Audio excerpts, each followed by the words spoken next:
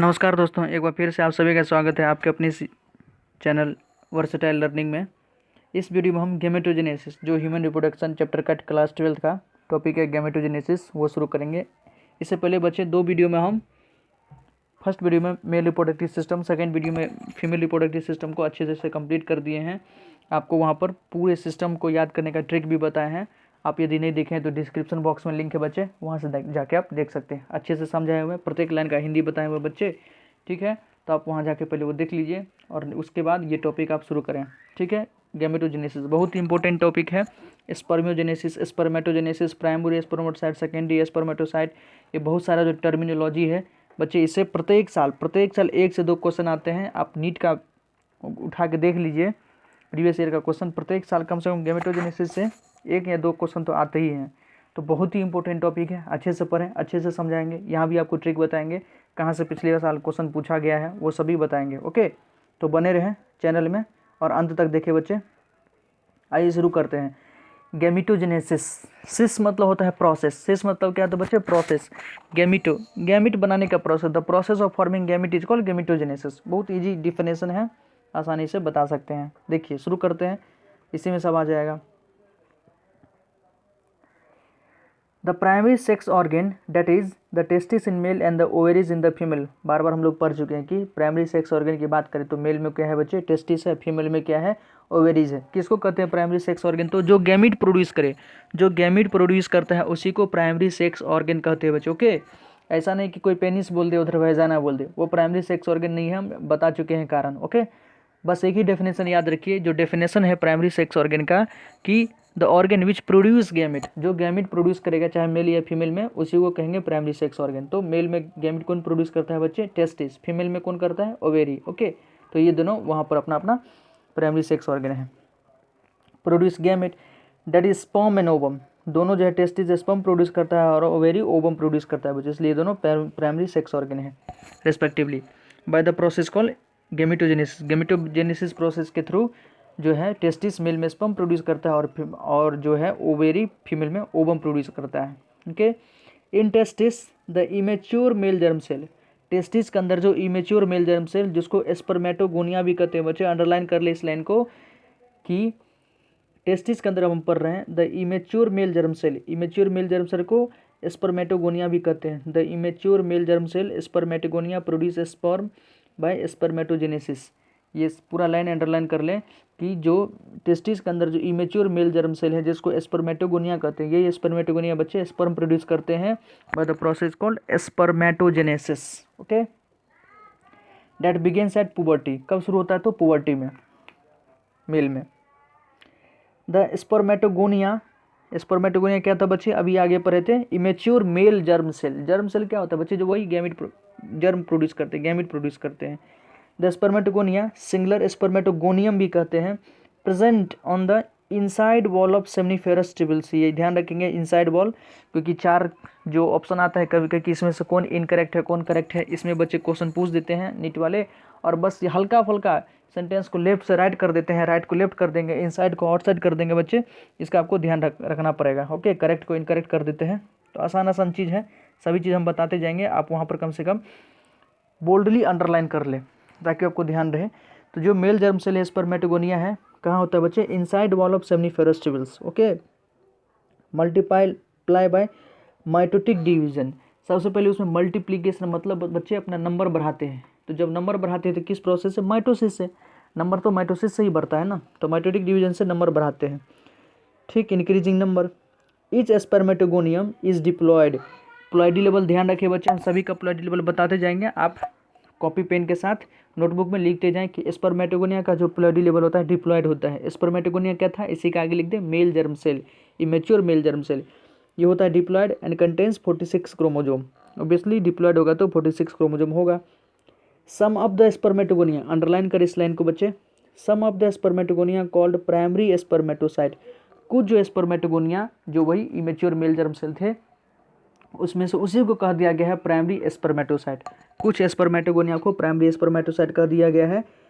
उसी के अंदर पीरियोडिकली अंडरगोज म्योसिस, उसी के अंदर पीरियोडिकली मतलब एक खास पीरियड पर, वैसे तो 74 डेज कुछ किताब लिखता है कि 74 डेज पर एक बार स्पर्मेटोजेनेसिस की प्रोसेस कंप्लीट हो जाती है। तो पीरियोडिकली मतलब खास डेट के बाद रिपीट होता है, उसमें म्यूसिस होता है। A primary spermatocyte complete the first meiotic division. Primary spermatocyte के अंदर आप म्यूसिस होना शुरू होगा बच्चे। अभी तक देखे थे माइटोसिस से नंबर बढ़ाया था, जब नंबर बढ़ गया तो उसी में से कुछ जो स्पर्मेटोगोनिया था उसको प्राइमरी स्पर्मेटोसाइट कर दिया बच्चे। ओके, अब क्या होगा, प्राइमरी स्पर्मेटोसाइट में फर्स्ट म्यूटिक डिवीजन होता है, मतलब फर्स्ट म्यूसिस होगा जिसको रिडक्शन डिवीजन भी कहते हैं, leading to formation of 2 equal haploid cells called secondary spermatocyte. Primary spermatocyte में फर्स्ट म्यूसिस होगा बच्चे, फर्स्ट रिडक्शन डिवीजन होगा और क्या बनाएगा, 2 सेकेंडरी हेप्लॉइड स्पर्मेटोसाइट। ओके, तो प्राइमरी स्पर्मेटोसाइट का अगर प्लॉइडी लेवल पूछे बच्चे तो 2n डिप्लॉयड होता है, लेकिन सेकेंडरी स्पर्मेटोसाइट क्या होगा बच्चे, हेप्लॉइड n होगा। Okay, which have only 23 chromosome. Secondary spermatocyte के पास सिर्फ 23 क्रोमोजोम ही होता है each. The secondary spermatocyte undergo the second meiotic division. Meiosis जब भी होगा बच्चे, कंप्लीट म्यूसिस में 2 बार म्यूसिस होता है, म्यूसिस फर्स्ट म्यूसिस सेकेंड, तब म्यूसिस कंप्लीट होगा। अब क्या होगा, सेकेंडरी स्पर्मेटोसाइट में सेकेंड म्यूटिक डिवीजन होगा। प्राइमरी स्पर्मेटोसाइट में फर्स्ट म्यूटिक डिवीजन हुआ था, 2 सेकेंडरी स्पर्मेटोसाइट बना था। अब सेकेंडरी स्पर्मेटोसाइट में सेकेंड म्यूटिक डिवीजन होगा और प्रोड्यूस 4 इक्वल हेप्लॉइड स्पर्मेटोसाइट। ये ध्यान रखेंगे बच्चे, किससे क्या बन रहा है, प्राइमरी स्पर्मेटोसाइट से क्या बना था, सेकेंडरी स्पर्मेटोसाइट 2, सेकेंडरी स्पर्मेटोसाइट से क्या बनेगा बच्चे, 4 स्पर्मेटिड बनेगा, 4 स्पर्मेटिड। ओके, ये ध्यान रखिएगा, 4 स्पर्मेटिड बनेगा, इसका भी प्लॉइडी लेवल n ही होगा। What would be the number of chromosome in the spermatid. Spermatid में नंबर ऑफ क्रोमोजोम कितना होता है बच्चे, 23 हेप्लॉइड होता है, ध्यान रखें। The spermatid are transformed into spermatozoa. Spermatid जो 4 गो स्पर्मेटिड बना था वही स्पर्मेटोजोआ, जिसको स्पर्म भी बोलते हैं। तो स्पर्म के स्थान पे कभी कभी नाम स्पर्मेटोजोआ जा सकता है बच्चे, तो आप ध्यान रखिए कि स्पर्म को ही स्पर्मेटोजोआ भी बोलते हैं। तो जो 4 स्पर्मेटिड था वही ट्रांसफॉर्म्ड हो जाता है, मतलब बदल जाता है किसमें, spermatozoa, bye the process called spermiogenesis. इस स्पर्मियोजेनेसिस और स्पर्मेटोजेनेसिस, स्पर्मिएशन से बच्चे क्वेश्चन आया हुआ है, तो आप ध्यान रखें कि 4 जो स्पर्मेटिड स्पर्म में बदला, स्पर्मेटोजोआ में बदला, उसी को क्या कहते हैं, इस प्रोसेस को स्पर्मियोजेनेसिस। क्वेश्चन आया हुआ है बच्चे, नीट में देख लीजिएगा, 18 या 19 में क्वेश्चन आया हुआ है स्पर्मियोजेनेसिस से, आप देख लिए, मिल जाएगा आपको। आफ्टर स्पर्मियोजेनेसिस हो गया, फिर रिपीट कर देते हैं। स्पर्मियोजेनेसिस क्या था, स्पर्मेटिड से स्पर्म का बनना, स्पर्मेटिड से स्पर्म का बनना, उस प्रोसेस को क्या कहते हैं बच्चे, स्पर्मियोजेनेसिस। स्पर्मियोजेनेसिस के बाद क्या होगा, स्पर्म हेड, जो स्पर्म का हेड होता है, क्योंकि स्पर्म बन चुका है, sperm head become embedded in the Sertoli cell.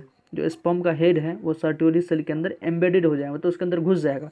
और पहले भी बताए थे सर्टोली सेल का क्या काम है बच्चे, नरिशमेंट, न्यूट्रिशन प्रोवाइड करता है स्पर्म को, तो उसके अंदर इंसर्ट हो जाता है and finally release from the seminiferous tubules, और बाद में न्यूट्रिशन लेके सेमनीफेरस ट्यूबल से निकल जाता है बाहर। उस प्रोसेस को कहते हैं बच्चे स्पर्मिएशन। ये क्वेश्चन पूछे हुआ है, स्पर्मियोजेनेसिस और स्पर्मिएशन में क्या डिफरेंस है। तो स्पर्मियोजेनेसिस बता दिए, स्पर्मेटिड जो 4 गो स्पर्मेटिड बना था सेकेंडरी स्पर्मेटोसाइट से, स्पर्मेटिड से स्पर्म का बनना ही कहलाता है बच्चे स्पर्मियोजेनेसिस, ठीक है। और स्पर्मियोजेनेसिस के बाद स्पर्म क्या होता है बच्चे, सर्टोली सेल के अंदर एम्बेडेड हो जाता है न्यूट्रिशन के लिए, नरिशमेंट के लिए, और फिर उस सेमनीफेरस ट्यूबल से जो बाद में निकलता है फाइनली, उस प्रोसेस को कहते हैं स्पर्मिएशन। तो स्पष्ट बता दिए क्लियरली, आप ध्यान रखें। ओके, पहले स्पर्मियोजेनेसिस होगा, बाद में स्पर्मिएशन होगा। यहाँ से क्वेश्चन आया हुआ बच्चे, फिर भी रिपीट कर सकता है, आए दिन पूछते भी रहता है, टेस्ट अगर देते रहेंगे आप तो इसमें क्वेश्चन सब बहुत अक्सर आते ही रहता है। तो इसको आप अच्छे से ध्यान कर ले, 3-4 बार लिख ले कॉपी में, और दोनों को चीज़ को दोहराएं। हम जो हिंदी में बोले हैं सारी बातें को ध्यान में रखें। ओके, नेक्स्ट देखते हैं। नेक्स्ट आइए बच्चे, स्पर्मियोजेनेसिस, स्पर्मिएशन सब बता दी हैं, primary spermatocyte, secondary spermatocyte, spermatid, spermatozoa, सब चीज़ अच्छे से रिपीट कर दिया बच्चे। 2-3 बार आप रिपीट करके सुन ले, कॉपी में लिख ले, नोटबुक में अंडरलाइन कर ले बच्चे, ठीक है, आप सब समझ जाएंगे। फिर है spermatogenesis start at the age of puberty. सभी जानते हैं कि स्पर्मेटोजेनेसिस का प्रोसेस पुबर्टी में आने पर ही शुरू होता है, due to significant increase in the secretion of gonadotropin releasing hormone GnRH। क्योंकि पुबर्टी में क्या होता है बच्चे, एक सिग्निफिकेंट इंक्रीज, मतलब एक हार्मोन शब्द जो होता है सेकेंडरी, आप पता समझते होंगे कि बदलाव आता है पुबर्टी में आने पर, बॉडी में एक नई प्रकार का चेंजेज आने लगता है। तो GnRH गोनाडोट्रोपिन रिलीजिंग हार्मोन जो सिक्रेशन होता है बच्चे, उसके कारण ये स्पर्मेटोजेनेसिस प्रोसेस स्टार्ट होता है। Thus, if you recall a hypothalamic hormone, the increased level of GnRH then act at the anterior pituitary gland and stimulate secretion of two gonadotropin luteinizing hormone and follicular stimulating hormone। यही जब puberty में कोई भी इंसान पहुंचता है puberty के as में, शरीर में कुछ न कुछ बदलाव होते हैं। हाइपोथैलेमस एंटीरियर पिट्यूटरी से दो हार्मोन निकलते हैं, ल्यूटिनाइजिंग हार्मोन LH और फोलिकुलर स्टिमुलेटिंग हार्मोन जिसको बच्चे FSH भी बोलते हैं। ओके, LH FSH का वर्क पूछता है कौन किस पे काम करता है, तो देख लीजिए।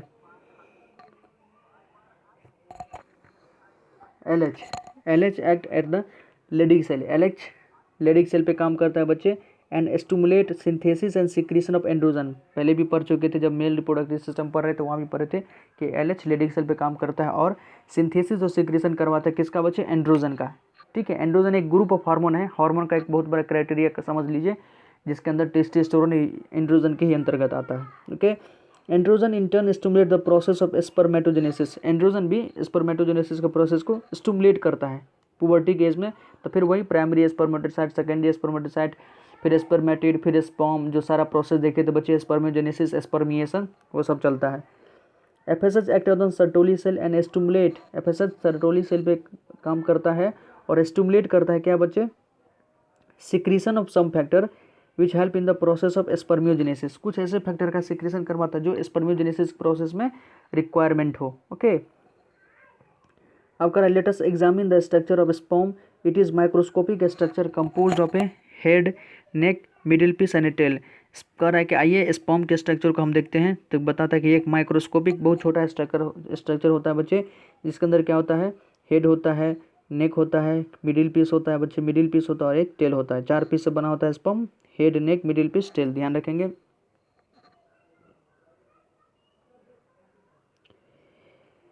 Plasma membrane envelop the whole body of the sperm. Sperm के पूरे बॉडी पे प्लाज्मा मेम्ब्रेन कवर्ड रहता है। The sperm head contains an elongated haploid nucleus. Sperm के हेड में जो बच्चे न्यूक्लियस होता है, the interior portion of which is covered by cap like structure, जिसको एक्रोजोम कहते हैं। स्पर्म का जो सबसे इंटीरियर पोर्शन है बच्चे, इसमें न्यूक्लियस रहता है, जिसको एक्रोजोम कहते हैं। एक्रोजोम गोल्गी बॉडी से एक्रोजोम को बनाता है, ध्यान रखेंगे। The acrosome is filled with enzyme that help in fertilization of the ovum. Acrosome के अंदर एंजाइम भरा होता है जो ओवम को फर्टिलाइजेशन करने में हेल्प करता है। द मिडिल पीस, जो मिडिल पीस था बच्चे, possess stimulate numerous mitochondria. Middle piece के अंदर बहुत सारा माइटोकॉन्ड्रिया स्टोर रहता है, which produce energy for the movement of tail and that facilitate sperm motility essential for fertilization. Mitochondria होता है, माइटोकॉन्ड्रिया के बारे में जानते हैं कि क्या होता है, energy currency of the cell. तो ये एनर्जी प्रोवाइड करता है कि जब स्पर्म वेजाइना के अंदर जाएगा तो उसको कहाँ पहुँचना है बच्चे, फेलोपियन ट्यूब के पास पहुँचना है, एम्पलरी इस्थमस जंक्शन के पास, जहाँ पर फर्टिलाइजेशन होगा। ओके, तो इतना एनर्जी उसको कहाँ से मिलेगा, तो जो मिडिल पीस में माइटोकॉन्ड्रिया होता है वही उसको एनर्जी प्रोवाइड करता है, ध्यान रहेगा आपको। ठीक है, आगे बढ़ते हैं। नेक्स्ट देखिए बच्चे, the human male ejaculate about 200 to 300 million sperm during coitus. को भी ह्यूमन मेल जो है, जो नॉर्मल होगा अगर फर्टाइल है, तो 200 से 300 मिलियन स्पर्म एक क्वाइटस में प्रोड्यूस करता है, इजैकुलेट करता है। Of which for normal fertility, अगर उसको फर्टिलाइज करना है नॉर्मल फर्टिलिटी के लिए, at least 60% sperm must have normal shape and size. 60% जो स्पर्म है 200 से 300 मिलियन का नॉर्मल शेप एंड साइज होना चाहिए, और 40% जो उसमें से है उसके पास विगोरस मोटिलिटी, मतलब बहुत सारा मोटाइल होना चाहिए, बहुत ज़्यादा मोटाइल होना चाहिए बच्चे, तभी वो आसानी से फर्टाइल कर पाएगा। ओके, ओवम को। इस लाइन को 102 बार पढ़ ले बच्चे, शेप एंड साइज देख ले, कितना के पास, 60% के पास नॉर्मल शेप एंड साइज होना चाहिए, और विगोरस मोटिलिटी 40% के पास होना चाहिए। ये 60-40 का रेशियो पूछ सकता है। Sperm release from the seminiferous tubules are transported by the accessory duct. जो स्पर्म सेमिनिफरस ट्यूब्यूल से रिलीज होता है बच्चे, वो फिर वेजाना तक कैसे पहुंचेगा, तो एसेसरी डक्ट के थ्रू। सिक्रीशन ऑफ एपिडेमिस का सिक्रेशन, वास डिफरेंस का सिक्रेशन, सेमानल वेसिकल का and prostate are essential for maturation and motility of sperm. ये जो एसेसरी डक्ट हम लोग पहले भी पढ़ चुके थे बच्चे, एपिडेमिस है, वास डिफरेंस है, सेमानल वेसिकल है, प्रोस्टेट है, ये सब अपना कुछ न कुछ सिक्रेशन डालता है स्पर्म के साथ, ताकि वो स्पर्म मैच्योर रहे, अपना एनर्जी को कम से कम मेल रिप्रोडक्टिव सिस्टम के अंदर एनर्जी को कंजर्व करके रखे, क्योंकि उसको वहाँ जाना है, वहाँ तहलका मचाना है, तो यहाँ मतलब ज़्यादा अगर एनर्जी खपत कर देगा तो वो वहाँ से नहीं जा पाएगा, ठीक है। तो ये सब जो अभी एसेसरी डक्ट देखे थे, एपिडेर्मिस वास डिफरेंसेस, कुछ ना कुछ अपना सिक्रेशन डालता है। The seminal plasma along with the sperm constitute the semen। Seminal plasma और स्पर्म दो साथ साथ दोनों क्या बनाता है बच्चे, सीमेन। सीमेन का नाम अक्सर सुने होंगे। The function of male accessory sex accessory duct and gland are maintain by the testicular hormone androgen. ये जितना भी एसेसरी डक्ट देखे थे उनके फंक्शन को मेंटेन कौन करके रखता है बच्चे, वही जो एंड्रोजन हार्मोन है मेल में, वही सबको कंट्रोल करता है। तो ये रहा था गेमेटोजेनेसिस में। स्पर्मेटोजेनेसिस हम लोग देख लिए बच्चे, ठीक है, स्पर्म बनने के प्रोसेस को। बस इतना ही आपकी किताब में। ये जो प्रोस्टेट का फंक्शन, एपिडेर्मिस का, वास डिफरेंस का, किससे क्या निकलता है बच्चे, ये ध्यान रखने की जरूरत नहीं है। बस सीमेन में इन सब का रोल है, इतना ध्यान रखें। इतना डीप में क्वेश्चन आप लोगों को नहीं आता, आप क्वेश्चन उठा के देख दें। बहुत पहले पूछता था तो पहले दूसरा एनसीईआरटी था, ओके। पहले जो पुराना एनसीईआरटी था वो दूसरा था, तब पहले उस प्रकार का क्वेश्चन आता था कि कैल्शियम कौन निकालता है, फ्रक्टोज कौन निकालता है, साइट्रिक एसिड किसके सिक्रेशन में रहता है, तो ये आपको ध्यान नहीं रखना है, ओके। बस इन सब का सिक्रेशन होता है, ये आपको ध्यान रखना है, ओके। आगे हम oogenesis पढ़ते हैं। आइए अब हम oogenesis देखते हैं बच्चे। oogenesis स्पर्मेटोजेनेसिस से बिल्कुल अलग है, वही हम यहाँ पर देखेंगे। अच्छे से सुने, क्वेश्चन आता है इनसे भी। The process of formation of A mature female gamete is called oogenesis। Mature female gamete का बनना, जिस प्रोसेस से बनता है उसी को oogenesis कहते हैं। This is markedly different from spermatogenesis. oogenesis का प्रोसेस और स्पर्मेटोजेनेसिस का प्रोसेस बच्चे एकदम बिल्कुल अलग है। इन्हीं की दोनों सिमिलर नहीं है, बिल्कुल अलग है, ओके ओके बच्चे ध्यान रखेंगे। डिफरेंट है, इसी को सिमिलर कर देगा। कभी क्वेश्चन आएगा तो हो सकता है सिमिलर कर देगा, आप पूछेगा करेक्ट है कि इनकरेक्ट है, तो जब सिमिलर करेगा तो बच्चे इनकरेक्ट होगा, ओके ध्यान रखेंगे। oogenesis is initiated during the embryonic development stage when a couple of million gamete mother cell oogonia are formed within each fetal ovary। देखिए बच्चे, oogenesis कब शुरू हो जाता है, oogenesis is initiated, अंडरलाइन कर लें, oogenesis is initiated during the embryonic development stage। जब कोई फीमेल अपने मदर के वोम्ब में फीटल स्टेज में ही रहती है, उसी समय उसमें oogenesis का प्रोसेस बच्चे स्टार्ट हो जाता है। और कपल ऑफ मिलियन मतलब 2 मिलियन के आसपास जो गैमिट है oogonia उसके अंदर बन जाता है प्रत्येक फीटल ओवेरी में। No more oogonia are formed and added after birth. Birth के बाद किसी फीमेल के अंदर कोई नया oogonia नहीं बनता है, ना ही कुछ नया से कहीं से आता है बच्चे, ओके। जो बनना रहता है फीटल लाइफ में ही, फीमेल के बर्थ के बाद कोई oogonia उसमें ऐड नहीं होता है। These cells start division and enter into prophase first of the meiotic division and get temporarily arrested at the stage called primary oocyte। These cells start division, ये cell division अपना start कर देते हैं oogonia, और enter into prophase first of the meiotic division. Meiotic division के prophase first stage में जाके temporarily arrest मतलब अरेस्ट हो जाते हैं, अपना काम बंद कर देते हैं, आगे खुद को रोक लेते हैं एट दिस स्टेज, जिसको प्राइमरी oocyte स्टेज में कहते हैं। अपने खुद को प्राइमरी oocyte के स्टेज में खुद को अरेस्ट कर लिया है, मतलब डिवीजन स्टार्ट कर दिया लेकिन फिर वो स्टेज को वो अरेस्ट कर दिया बच्चे, आगे कुछ नहीं करना है। प्रोफेज के बाद जो मेटाफेज होता है, एनाफेज, टेलोफेज, ये सब प्रोसेस में नहीं गया है। Each primary oocyte then get surrounded by layer of granulosa cells and is called primary follicle. उसी प्राइमरी oocyte के अंदर चारों बगल क्या होता है, तो ग्रेनुलोसा सेल का लेयर बन जाता है, जिसको हम प्राइमरी फॉलिकल कहते हैं। A large number of this follicle degenerate. इसमें से जो बहुत सारा oogonia था या प्राइमरी फॉलिकल हम लोग देखे थे बच्चे, बहुत सारा प्राइमरी फॉलिकल डीजेनरेट हो जाते हैं, मतलब खत्म हो जाते हैं, खराब हो जाते हैं, बेकार हो जाते हैं during the phase from birth to puberty. Birth से प्यूबर्टी में बहुत सारे oogonia, जो 1 मिलियन के पास, एक कपल ऑफ मिलियन के पास जो ओवेरी था, सॉरी oogonia था, उस जिसके बगल चारों बगल बच्चे प्राइमरी फॉलिकल बना था, बहुत सारे इसमें डीजेनरेट कहते हैं, ठीक है, बहुत सारे डीजेनरेट कर जाते हैं, ठीक है बच्चे। नेक्स्ट देयरफॉर एट पुबर्टी, इसलिए जब फीमेल पुबर्टी के स्टेज में पहुंचती है तो only 60,000 to 80,000 primary follicle are left in each ovary. प्रत्येक ओवरी में इस साइड और उस साइड 60,000 से 80,000 ही और प्राइमरी फॉलिकल बचता है। कहाँ मिलियंस में था बच्चे, 10 लाख के आसपास था, अब देखिए 60,000 से 80,000 की बचा एक ओवरी में, दोनों बात करें तो डबल हो जाएगा। The primary follicle gate surrounded bye more layer of granulosa sales. जो प्राइमरी फॉलिकल था उसके चारों बगल और कई सारे लेयर ग्रेनुलोसा सेल्स के बनने लगता है। And new theca are called secondary follicle, जिसको सेकेंडरी फॉलिकल कहते हैं, ठीक है। पहले प्राइमरी फॉलिकल बनना, उसके ऊपर और कई सारे लेयर बनने लगा तो उसको कहेंगे secondary follicle. The secondary follicles soon the secondary follicle soon transform into a tertiary follicle, secondary follicle बहुत जल्द ही टर्सरी फॉलिकल में चेंज होने लगता है, which is characterise by fluid filled cavity called antrum. ये एंट्रम ध्यान रखेंगे बच्चे, क्वेश्चन आ सकता है एंट्रम किसका करेक्टरिस्टिक्स है, तो टर्सरी फॉलिकल का। देखिए बच्चे, the secondary follicle should transform into tertiary follicle, secondary follicle फिर टर्सरी फॉलिकल में चेंज हो जाने लगता है, जिसका करेक्टरिस्टिक्स है उसमें क्या होता है कि फ्लूइड फिल्ड कैविटी बन जाता है, जिसको एंट्रम कहते हैं। The theca layer is organise into an inner theca interna and outer theca externa. वो जो थीका लेयर होता है ग्रेनुलोसा सेल्स का, अंदर में थीका इंटरना और बाहर में थीका एक्सटर्ना होता है। It is important to draw your attention that it is at this stage that the primary oocyte within the tertiary follicle grows in size and completes its first meiotic division। कह रहा है यहाँ पर अपना ध्यान केंद्रित करें कि इस स्टेज में कि प्राइमरी oocyte के अंदर with in the tertiary follicle, primary oocyte के अंदर विद टर्सरी फॉलिकल के अंदर जो प्राइमरी oocyte रहता है बच्चे, वो अपना साइज को ग्रो करता है और अपना फर्स्ट meiotic डिवीजन कंप्लीट करता है। ध्यान रखेंगे कि जो प्राइमरी oocyte था टर्सरी फॉलिकल के अंदर, वो ग्रो करता है, अपने साइज को ग्रो करता है और फर्स्ट meiotic डिवीजन को कंप्लीट करता है। ठीक है, तो टर्सरी फॉलिकल के अंदर फर्स्ट meiotic डिवीजन कंप्लीट होता है, ध्यान रखेंगे। It is an unequal division, ये एक प्रकार का अनइक्वल डिवीजन होता है, resulting in the formation of large haploid secondary oocyte। इसमें क्या होता है, एक लार्ज हेप्लॉइड सेकेंडरी oocyte बनता है बच्चे, और एक टाइनी फर्स्ट पोलर बॉडी, और एक टाइनी फर्स्ट पोलर बॉडी बनता है। ठीक है,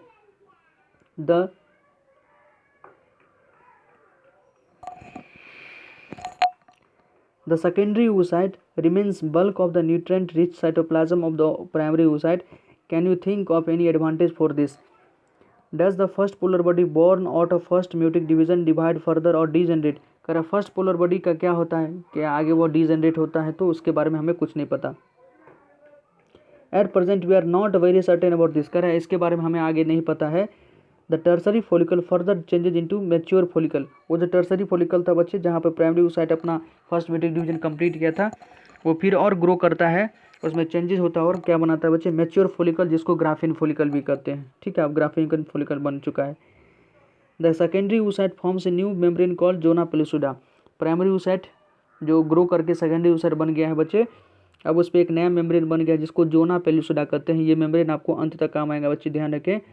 ग्राफिन फॉलिकल के चारों बगल एक नया मेम्ब्रेन बनता है जिसको जोना पेलुसिडा कहते हैं। The Graafian follicle now rupture to release the secondary oocyte। Graafian follicle rupture होता है और सेकेंडरी oocyte को, प्राइमरी oocyte तो फर्स्ट meiotic डिवीजन कंप्लीट करके सेकेंडरी oocyte बना लिया था बच्चे, अब सेकेंडरी oocyte क्या होता है, रिलीज होता है बच्चे ग्राफिन फॉलिकल से। इसी प्रोसेस को कहते हैं ओव्यूलेशन। ओव्यूलेशन मतलब वही ओवरी से अंडा का निकलना, सेकेंडरी oocyte स्टेज में निकलता है बच्चे।